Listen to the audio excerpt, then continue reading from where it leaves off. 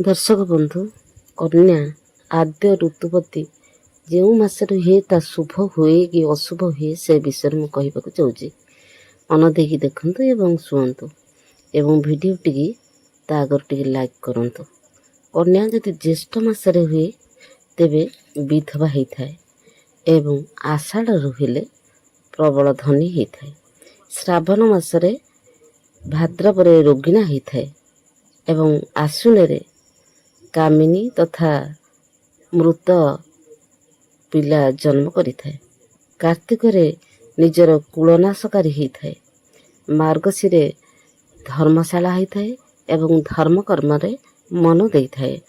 ପୌଷରେ ରତି ବିରହିଣୀ ଅର୍ଥାତ୍ ପ୍ରେମ ପାଗଳିନୀ ହେଇଥାଏ।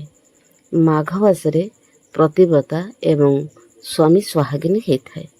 ଫାଲ୍ଗୁନ ମାସରେ ବହୁ ପୁତ୍ରବତୀ ହେଇଥାଏ ଏବଂ ଚୈତ୍ରରେ କାମିନୀ ତଥା ବୈଶାଖରେ ସୁପ୍ରିୟବାସିନୀ ଅର୍ଥାତ୍ ସମସ୍ତଙ୍କୁ ଭଲ କଥା କହି ନିଜର ଆପଣାର କରାଏ। ଜୟ ଜଗନ୍ନାଥ। ରହୁଛି।